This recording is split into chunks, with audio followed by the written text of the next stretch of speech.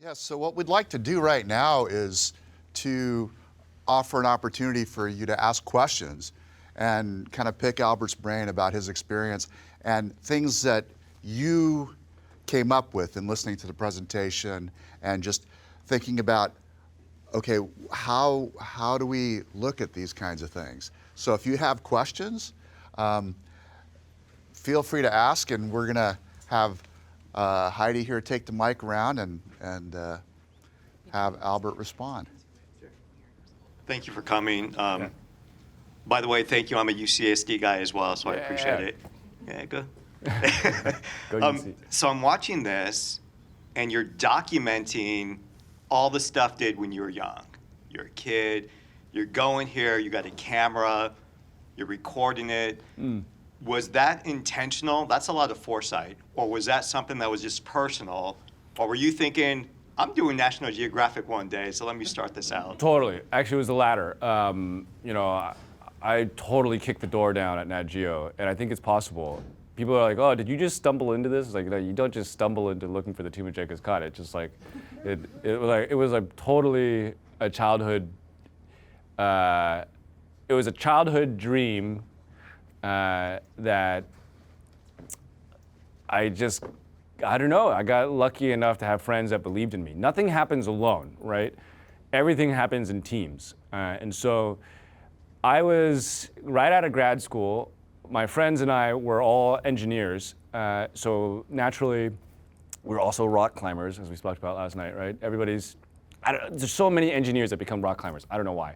But we're such a band of friends that were used to doing expeditions together that they all stepped up and supported me, whether it was with couches or free food at the grad, whatever, mixers or whatever, or building the tech. Like it was that first satellite crowdsourced platform was built by my buddy Luke. It later became a company that we sold to GOI, which became Digital Globe. And I don't know, remember when MH370 went missing? And we had over 2 million people online searching through our satellite processing. We were just talking about that the other day again. Were they? Yeah. The crowdsource thing? Yeah. Or the search? Yeah. There was a Netflix show about it or something. That was my company, Tomnod, which means in Mongolian, the eye in the sky, the big eye. And we came up with that on the back of that truck as it almost fell into the mud. But yeah, that was, he built that for me when I was living on his couch, and I had just broken up with my girlfriend. I was all depressed. He's like, "Oh, I'll build this for you. I'll help you get yourself going." Other friends, they all just kind of backed me up and believed in me, and they'd buy me plane tickets to go and meet with Nat Geo, or they'd go and they'd build me scrappy drones out of their RC parts, and everything was bootstrapped, in the beginning. But the main thing was saying it out loud and then writing it down, like specifics, right? Like not like, oh, I'm gonna go find this tomb, but on this year, I'm gonna build this, this, and this, and it's gonna be crowdsourced, I'm gonna get a grant at this time, and you literally write it down out of thin air, and then you pin it to your wall, and then it starts to become more real. That was the process. And so all those videos and all that documentation in the beginning was very much a part of that vision board. What's that? Brilliant. Yeah. All these students who are paying attention to that. Yeah. I mean, it was awesome. I think there's one over there. Thank you for coming and sharing this amazing stuff that you've done. You mentioned one of the big takeaways that you had was when you leave and you wonder how they are and how they remember what you did there. Yeah. And you showed how powerful that moment was when you were looking at data that you had just collected on a computer screen. And obviously you can't leave a computer there for them to interact with the data after you're gone. But I'm wondering if you've ever thought about leaving something behind physical that they could, paper maps or 3D, physical 3D models of the sites, if that's ever been something you've thought about. Yeah, we started printing out models of the sites on 3D printers and trying to leave them as gifts, especially for the stuff that nobody can go to, because some of it's just like, you're never gonna get there. It's so remote, so hard, and also so dangerous often that, I was just in Sudan and then now there's a civil war, and all those sites are, I don't know what's going to happen to them. It's so sad, right? So we try to make materials that then end up in these spatial assets that can make their way back to the communities, whether it's 3D printed or mapped, things like this. And it's also this huge question of ethics and storytelling, right? Like if there's going to be however millions of people that watch Hulu and Disney Plus and Nat Geo staring at this thing, how then are there stewardship plans in place to support whatever comes from that, right? These are, I think, bigger questions in general, but yeah, I think it all sort of is. The solution is definitely based in the indigenous communities having agency of their data, and in whatever form is the most accessible, right? But man, when that community, they started crying, and I started crying, and it was like, we're crying over data, I feel so cheesy, but maybe they should join our self-help group, and our drone group. Okay, hello. Hey. I was hoping you could tell us what it's like to become a National Geographic Explorer, how they support you, and what they expect of you. Yeah, so actually that's probably super relevant for many, and congratulations on your grant as well. As GISC people, Nat Geo has two worlds. One is a society and one is a storytelling side. And the society is a nonprofit that gives out grants. And little mini grants, big grants, medium grants. But whatever those grants are, if you get a grant, then all of a sudden you have this network of other people that you're tapped into and a platform to tell what you're doing. So definitely look into those grants, even if it's just supplemental for whatever projects you do. And then it just becomes this big party. I mean, it's kind of awesome. There's a big explorers meeting in DC every summer. And you go into a hotel room and there's a bear trap and some moonshine and something else happening and whatever else, and you're like, oh man, this is exactly where I'm supposed to be. But yeah, it's pretty fun. But again, I think I'm looking at this crowd. I'm like, yeah, anybody here could apply for a Nat Geo grant, and and I know that you did and got one. So. And I know you're going to DC next, right? So it's very accessible. That's what happened to me. I wrote a small grant. There was exploratory grants. I got a $15,000 grant for an expedition that was definitely going to cost way more, and scrapped together whatever bits and pieces of in-kind support that made it happen. And many years later, I'm very grateful for that. Right? But as far as support, how long do they support you, and what? I'm sorry. How long do they support you? What do they expect of you? They expect your soul. No, I'm just kidding. It's different for everybody's project. It depends on the success of the projects and those other things. But they'll guide you through all that.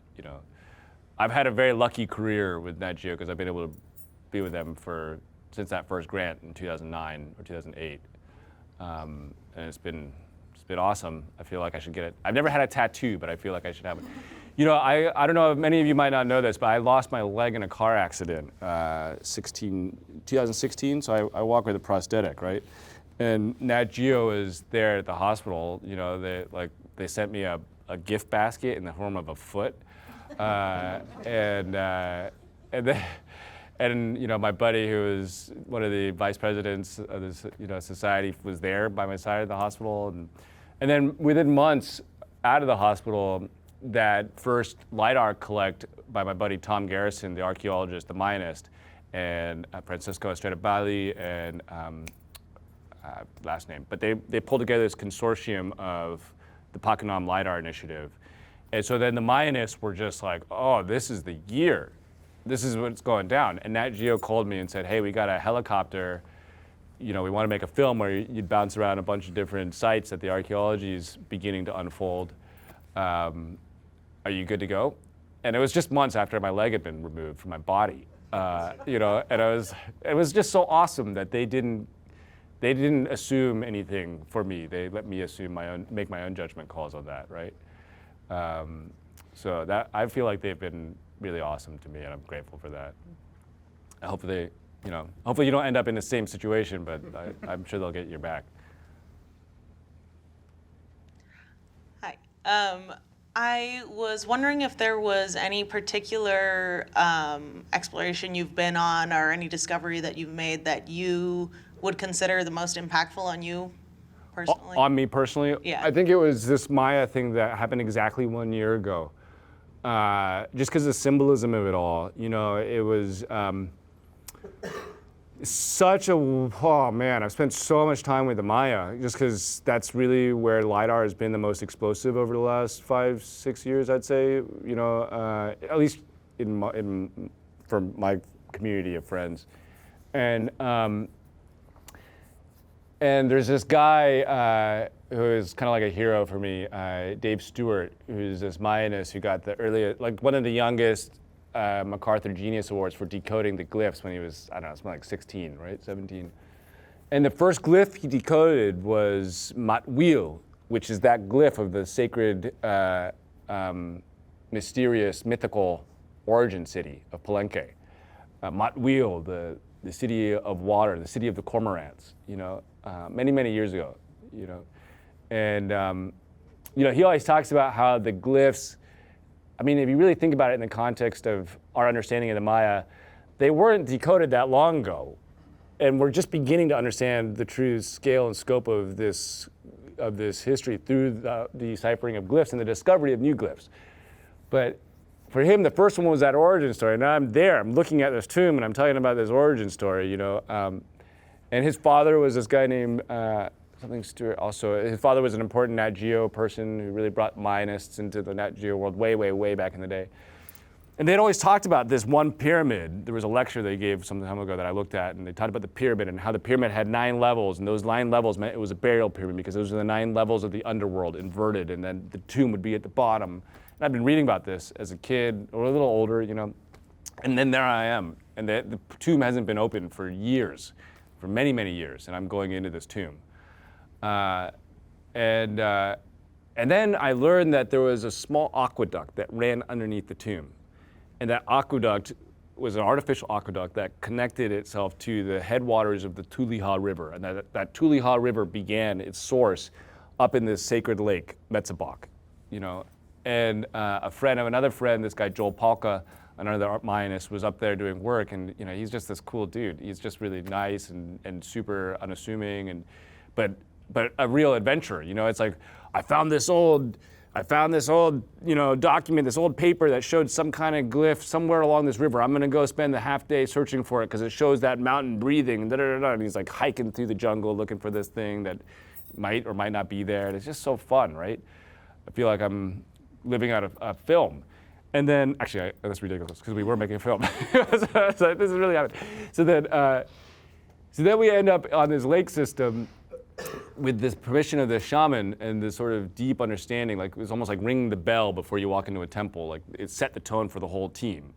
And Palenque is a pretty trippy place. You guys have been there, so if anybody's been to Palenque, it's kind of where like there was, in the archaeology world, there was like a very intense 1960s psychedelic thing happening in Palenque, and like it's just a weird place, right? It's awesome.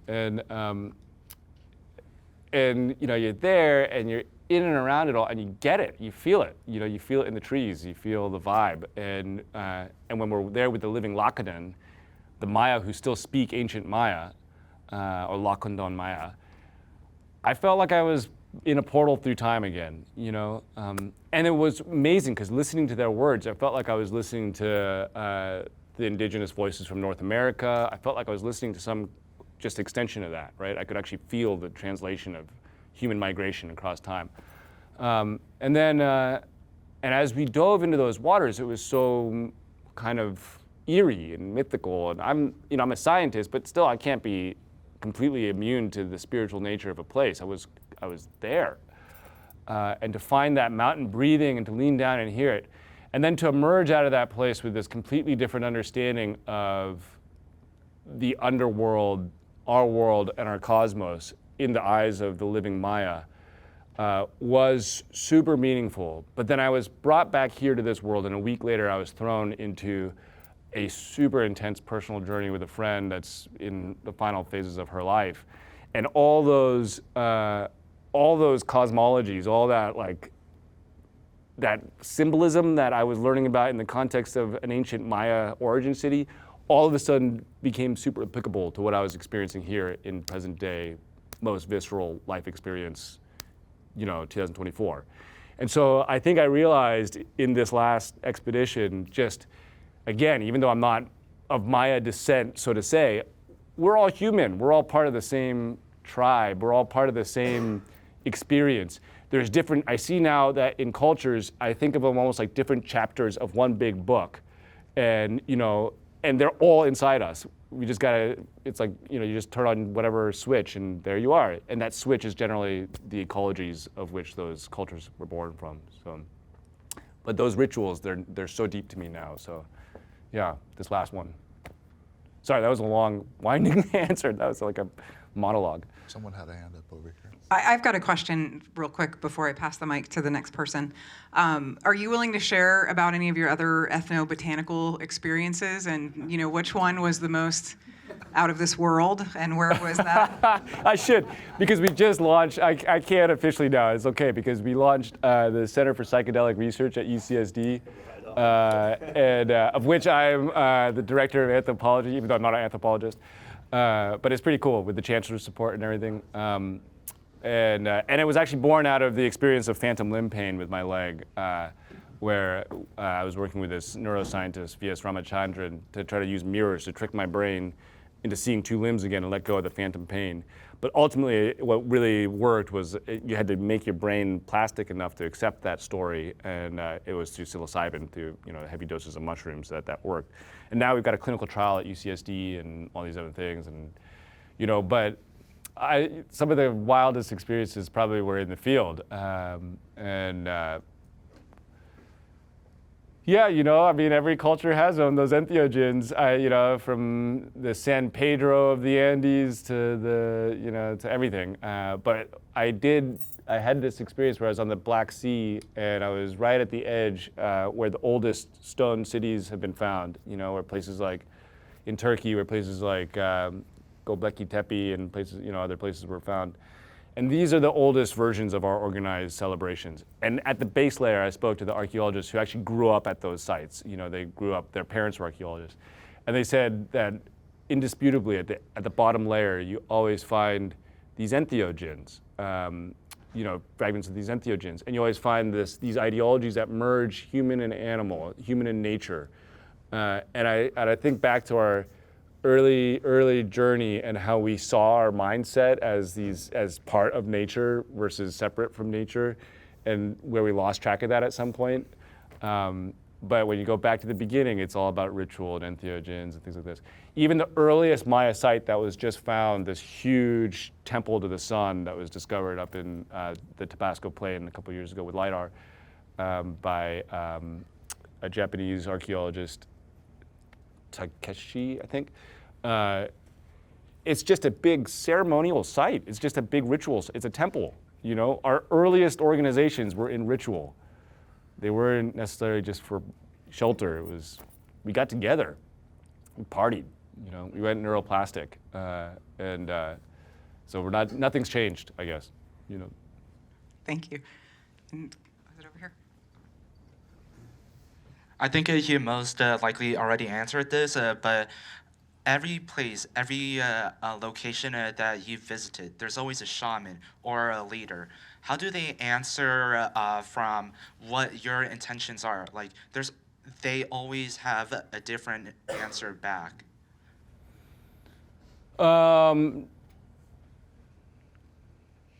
It's funny. It's like they don't actually.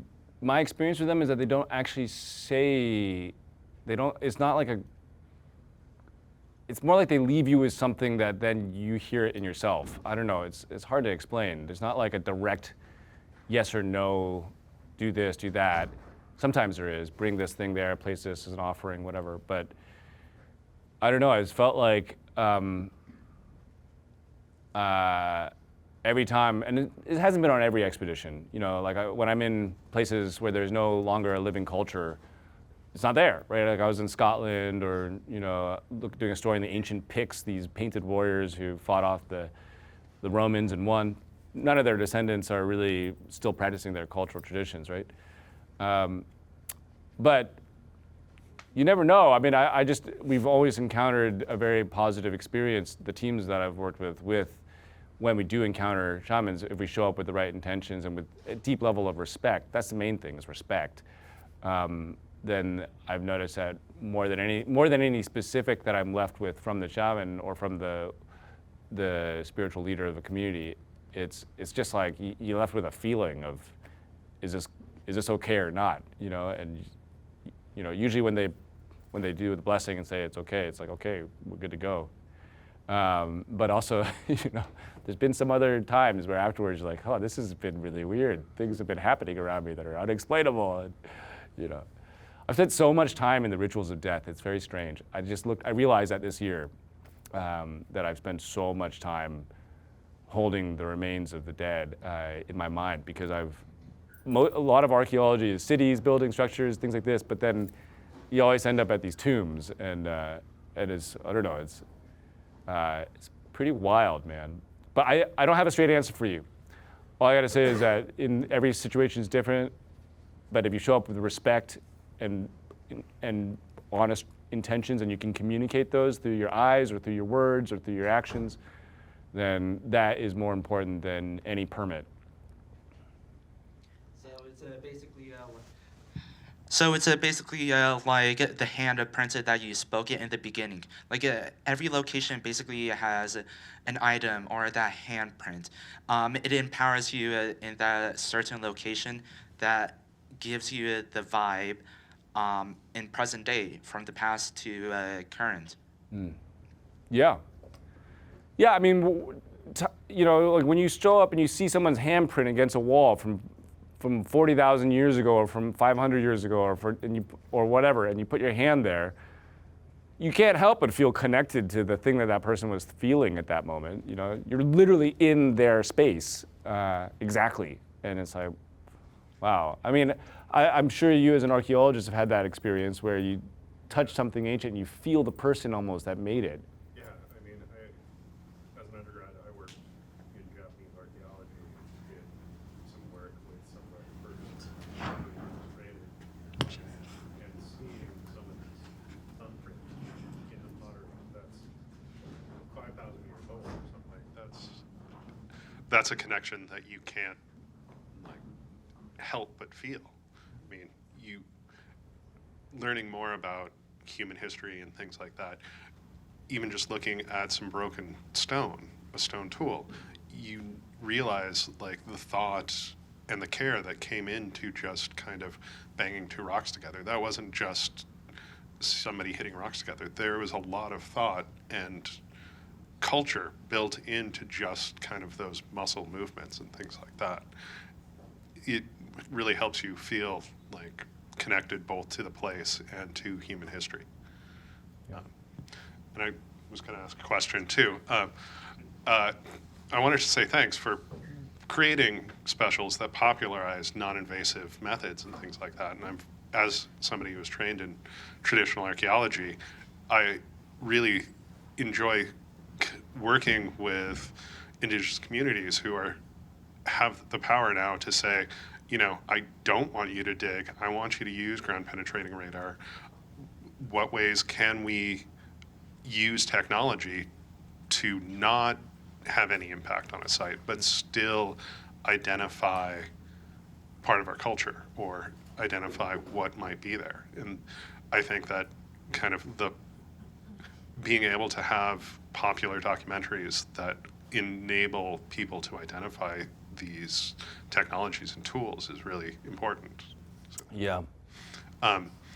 Is there a technology that you've used with archaeologists besides LiDAR that you think or what is the most important one? Or I mean, well, the tools, LiDAR is the sexiest because it's so sharp and clear, and it removes layers of vegetation in a way that nothing else can, right?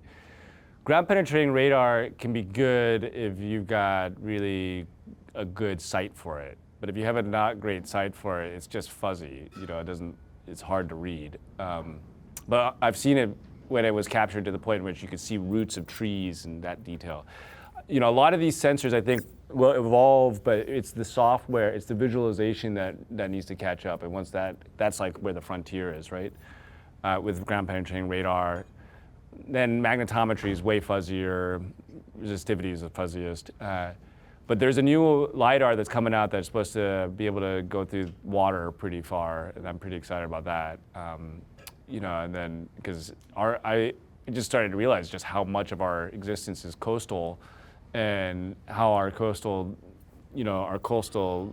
range has changed over the course of human history so much, right?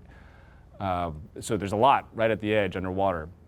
But then, I don't know. I mean, like, from a tool standpoint, I don't know. I feel like what's probably going to be the biggest breakthrough next shift is not necessarily in search and discovery, but in the way that data is experienced. So I was in a conversation with Riot Games about Fortnite because we have scans of places that no kid's ever going to be able to go to, but it can be part of their experience. Like we've got scans of ancient sites where they can have these whole adventures or do other things, right? So I'm starting to think about like okay, I've got years of LiDAR data of places that are, like that tomb, Pakal's tomb. It hasn't been open for decades, right? And all of a sudden I'm in there and I've scanned it all.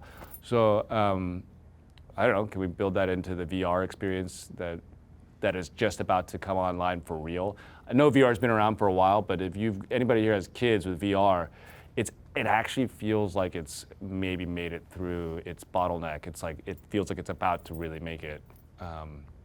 Because my kids play it all the time. They're like in virtual worlds all the time. And I'm like, okay, I gotta be cool. They're no longer on TV as much. I gotta stay relevant to them. Let me make a video game, No, but I think, to answer your question, I don't know. Search and discovery is it's gonna be the data viz in my mind. As drones get stronger, that the big shift in the last 10 years that I've seen is the battery power on drones.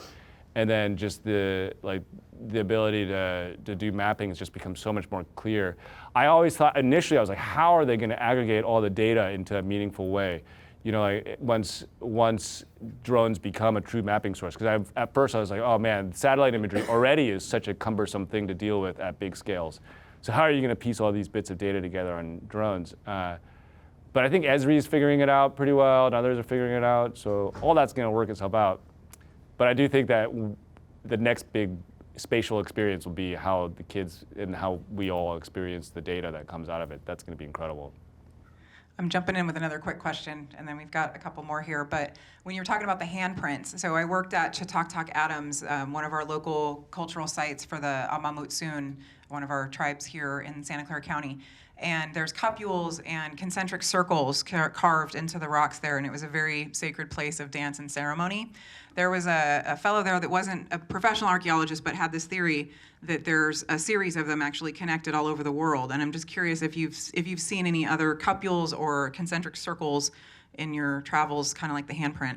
Yeah, circles for sure. Hawaii's got a lot of circles, as you know, right? What island are you from?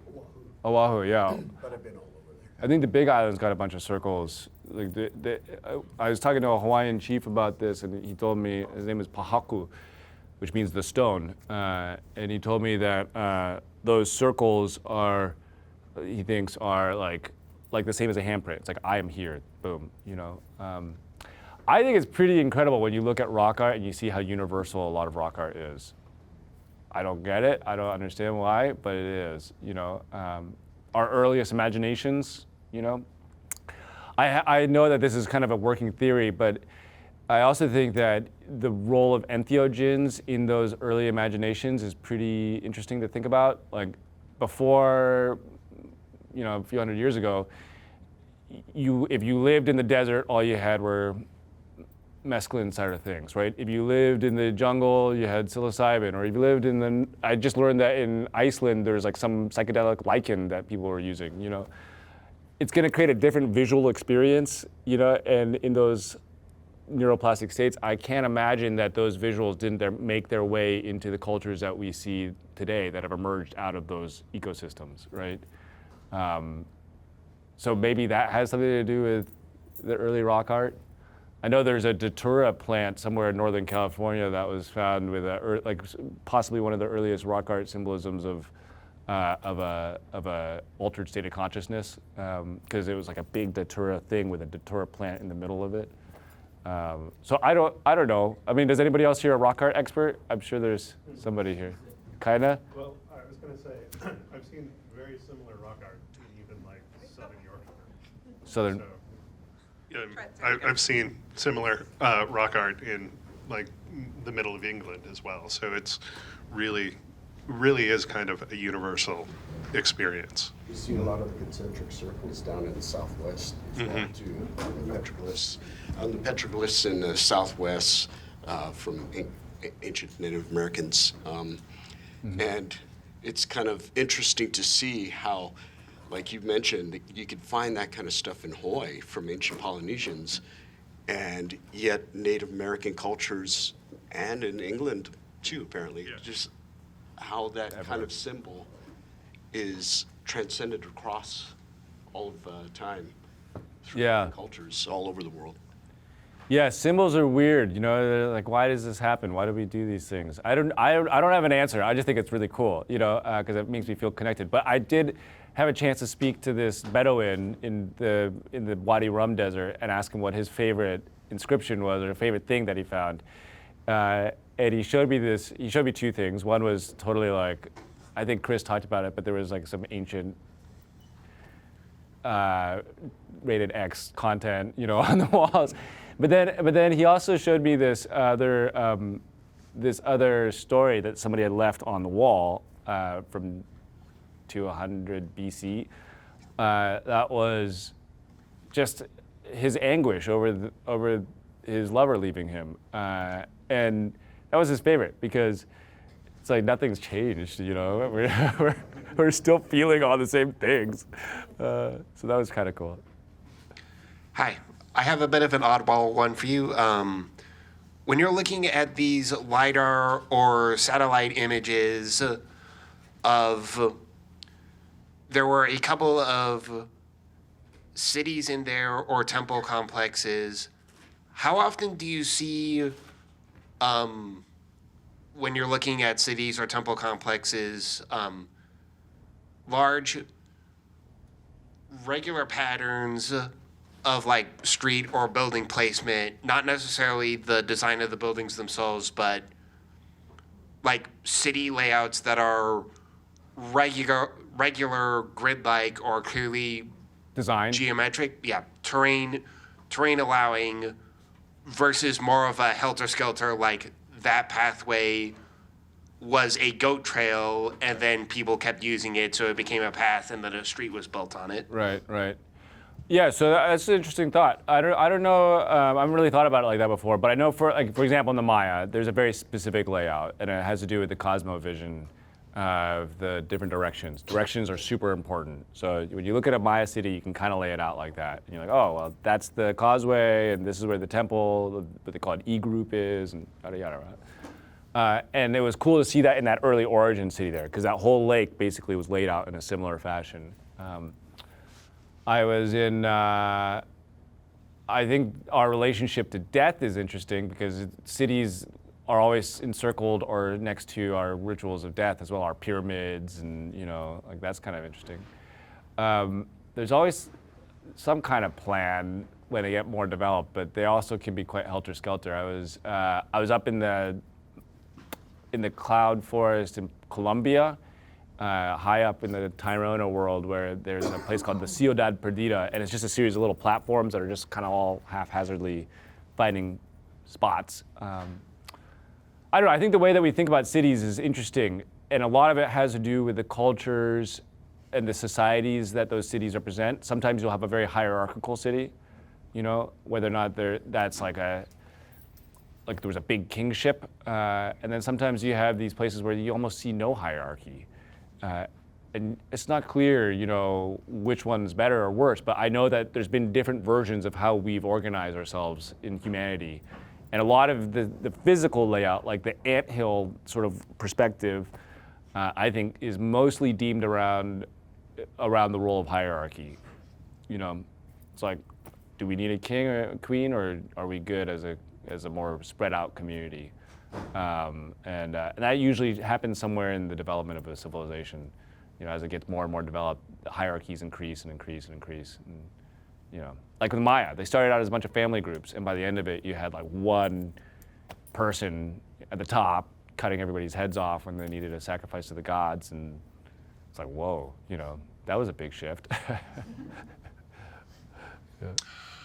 Howdy. So the city of Berkeley recently rematriated a parking lot that's the site of a sacred Ohlone shell mound, as well as a several $1 million gift that happened to the Segurite Land Trust. And I wonder if you could kind of speak to the maybe difficulties of observing an urban interface that has a lot of buildup and difficult to access, as opposed to maybe something with geographic features, and then the journey and difficulty of getting tools of science into the hands of indigenous tribes or indigenous scientists or indigenous allied scientists. Yeah, I mean, the latter question I think is pretty easy, is you just gotta try, right? Like you just gotta I've found that anytime you show, data is pretty intuitive actually now, right? So it's not that, it doesn't take a lot of training to see an image of something and get what it is. So it's about just making sure that people have access to the tools that let them see it. I think it's really cool when communities come up with their own tools, like when those Bedouins started mapping on a GIS platform they built themselves, an archive of their own library on the walls of rocks. I think that's the most awesome thing I've found so far.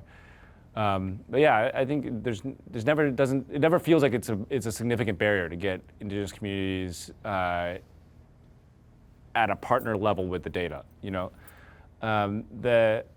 the first thing you brought up, I don't have an answer for. You know, I have no idea. I think it's belief is such an important thing, and from one society to the next, it matters in a different way. I'm going to Iceland next month, and in Iceland, has anybody here been to Iceland?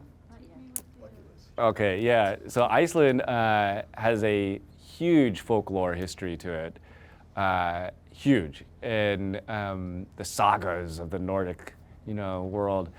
And there's still this strong belief in the importance of respecting those folklore traditions. And so there's this famous story where there was a multi-million-dollar tunnel not so long ago that had to stop its project because the community didn't want to piss off the elves that lived in the mountain that they were about to carve through, right? And you know, you can look at that as whatever you want to look at it as, but that's what they did, and the community's happy about it, you know. And I don't know, you know, at the same time, I drive up and down the 395 every time I go to Mammoth and with my kid. And on the 395, they just found a lot of indigenous remains, and now they don't know what to do about that. It's a big debate and all those other things, right? I just read about it in the news. I don't have a solid answer for you on this. Some part of me feels like we've been roaming around for 40,000 years or more in our present form, you know, the last, like who we share our DNA with specifically. And I've started to really accept my impermanence, you know, like we're like kind of just here then go. I don't know, it's just my own personal feeling. So I think it's really important to deeply respect Native traditions and cultures, indigenous communities, but also, you know, we're literally just piles of decay now that we're walking on. You know, like everything's just, you know, it's like I think about it, I'm like, well, like every piece of dirt was at one point something else and then became dirt. And it's kind of I don't know, right? Like everything's everything, basically. Yeah. So you spoke earlier about using digital twins in video games. And I think with all the data that you've collected and we're all collecting, there's this amazing record, like you said, of these digital twins of these amazing places. Can you speak a little more about the use of those and maybe how they would be used by the communities or by policy to protect or remember? Well, you know, policy is always driven by popular demand, right? So the more you engage a community or a public in a story, the more that policy will be influenced, right? Stories are everything. It's just like that's how we move our consciousness. Stories and humanity are how you change policy, how you change the world, how you change ideology, everything. It's just stories, right? So data shouldn't be thought of as anything more than, I think about, so I have a friend who, so I'm working on this thing, this video gamey kind of thing, spatial media stuff. And they're like, how do we set up a production company around this? And I'm like, it's literally the same as a film crew. The film itself is just the raw material. You still have to make the story out of it, right? And like, I think that data sometimes, I don't think we've cracked the nut yet on how to turn data into the same level of storytelling raw material as, let's say, film or photography or whatever else. It's still just like, look how cool this data is. This is the site, you know? But I think there's still a big creative leap that we're going to take where the data becomes as malleable, not in terms of falsify, but like as usable as the building blocks of a story as a roll of film would be, or some beautiful drone shot of a mountain. But I do think that I don't quite know how that'll look. You know, I kind of see it in the way my kids play with their VR sets. I'm like, that's a real way of using spatial data as a story. It's awesome. And I think we're just at the tip of the iceberg there. But once you create those stories and you move those hearts and you make people feel something through that information, that's how the policy shifts, right? Right. So Albert, I have one last question for you. I wanted to ask, on any of your expeditions, and you use the word respect about the native, I got my mic, the native cultures. Have you ever been someplace where you felt the vibe that, okay, I can't be doing what I'm doing right now? Have you ever had that feeling where you've walked away out of respect? Oh yeah, for sure. There was one time high up on the glaciers of the Corta Blanca in Peru, at 17,000 feet or so, and the glaciers were receding at an alarming rate. And we were trying to capture air bubbles in the glacier to do a atmospheric analysis of, because they're like rings of a tree, the glaciers, right? So you can go through time and get down to the bottom layers of these glaciers, and it's like, oh, there's 12 so-and-so, you know, and then you can get an air sample of the world at that time. And we were trying to get up onto this glacier, and the mountain climber that we were with was Peruvian, and he was like, you know, this glacier is sacred to us, and he was shocked at how far it had receded in that year, to the point where he's like, I don't think we should step on this thing because it's a living being for us, this glacier. You know, we can't do this. And so we had gotten all the way up there, the film crews, everything. We'd hiked, you know, like half the crew was vomiting from altitude sickness. It was bad. Everything was not the right. We didn't do it right, but we turned around and left because, you know, like we're not going to belligerently go onto a glacier when that's not the right thing to do, right? And once you turn around and leave, it actually feels like that wasn't that hard. It was actually good to, like, making those calls before you make them feel almost impossible because of all the pressure of a project. You know, everybody's counting on you, the thing, all those other things. But once you make the call to not do something, it actually is like very empowering. You know, it's like, does anybody here play music? You know, yeah, okay. Well, it's like sometimes it's the silence between the notes that matters in the note, you know. Great. There was somebody with two quick questions. Okay, go real. Yeah. I kind of had two, if that's okay. I'm also a student in science with disability, so I was wondering, you mentioned that they kind of let you make your own calls. Have you found that to be true as you progress through your journey? Oh yeah. Yeah, I mean, Nat Geo specifically, but all over the world, it's been awesome. I think we experience the world through the lens of our own perspective, our mind. So we receive the world how we think, you know, in a way that is filtered by our perceptions of ourselves. So, you know, at first I was like, what am I going to be like? But then I was like, you know what, I'm gonna own this, and over time it's become this very. I'm excited about showing it off. You know, like I have like altered pants so that I can look kind of cyborgy and, you know, whatever. I just think it's cool. I think a lot of it has to do with your own mindset. That being said, it's not the same for everybody, right? But I have found that it's been, I don't know, it's been very unlimiting. In fact, I've found that it's sometimes an asset, you know, silly things, they're true, but when I forge a river or like a mud thing or a little creek, this foot's never gonna get wet. Like I'm not gonna feel that, right? So this becomes my go-to first step into the creek thing, or the mud, or the whatever. When we're in the Yucatan or other places like that, like there's no snake that's gonna hurt me on that leg. So I'm you know, like I'm going first in with that foot every time, right? But then also from like if I show up into a important meeting with an official or whatever, sometimes just like halfway through the conversation, I'll take my leg off and it totally destabilizes them. You know, because then they don't, like they're all their positioning is like, like what just happened? And then I control the tempo. You know, so that's been pretty good. That happened a few times. You know, I did get crushed under a boulder in Israel last year and jumped out of the way just in time for it to land on my prosthetic. And so I've lost this leg twice, which is crazy. I can't believe that part. But yeah, no, I think it's different for everybody, but I found that a disability, quote unquote, or a difference, if wielded correctly, could be a big asset, especially in sticky situations. I was also curious if you knew anything about the geological aspect. I'm personally a geological sciences major, so I was curious because you've talked about a bunch of different landscapes and different uses of technology that scopes it.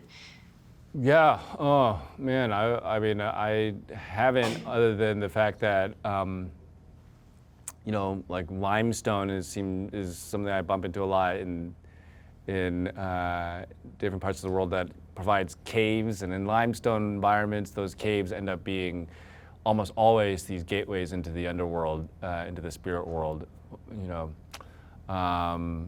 So I've found that there's been these, like with the story of the entheogens creating cultures that might have possibly be influencing of cultures. I think you're right, actually, now that I think about it, the geology itself, like the fact that out of limestone environments, you get very specific beliefs that seem to be unified. Like I wonder whether or not when I go back to Borneo, I'll feel the same kind of cultural elements that I feel in the Yucatan sort of thing, right? That's cool. You should turn that into a grant that you write to Nat Geo and then get like a little exploratory grant to do. Yeah, write that down. Do that one. One more. He's got to catch a flight. That's, you know, that's a PhD thesis right there. You should do that as a PhD thesis. That'd be awesome. So to sum up everything all together, we've spoken about the past and the present, but what about the future, the next generation? What do you expect for the next generation and for drones? Like, what do you see them to come all together crashing? Crashing together into one, past, present, future. You know, I've been so philosophical lately with my friend in her journey that I've come to the conclusion that time is totally an illusion, and that past, present, and future are all one.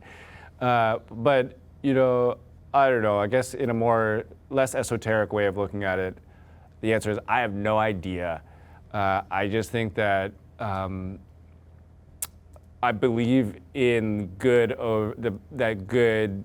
intentions outweigh negative intentions in the world. I think that there's more positivity than negativity. So I'm an optimist, you know, and that's just, you know, you travel around the world enough and you start seeing everybody for who they are, and you see that we have both good and bad parts of us, but ultimately I've seen more positivity by a long shot. So yeah, I think things are going to work out, I hope, you know.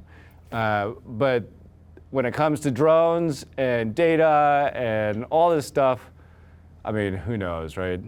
We got to get the buzz sound out of there, right? That's so annoying. You know, maybe there's some cool change to the blades that can get the buzz sound out. But outside of that, I don't know, man. I mean, you know, drones could be used for finding deep pockets of our ancient history, or they could be used to wage war, right? They're agnostic. They're tools that we use and we apply our intentions on top of, right? So who knows, you know? But it's basically up to something not tech related to determine where all that ends, you know? Understandable. Yeah. So Albert, thank you so much Yeah. for presenting. We appreciate your efforts, and And we look forward to seeing more of your work on Nat Geo. Yeah, it's a pleasure, everybody. We had such a fun time last night at our self-help group, so we got to do this again next year. Yeah, wine waiting and everything.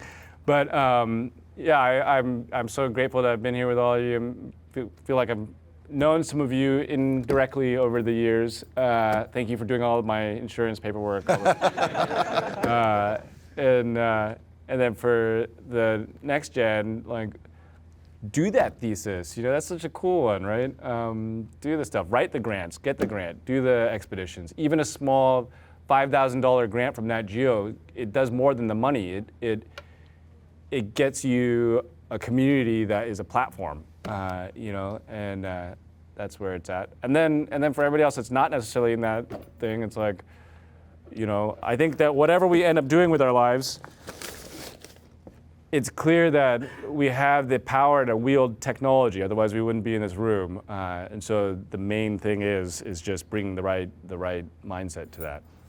So I'm off to get this flight back into the vortex, but thank you so much. Great.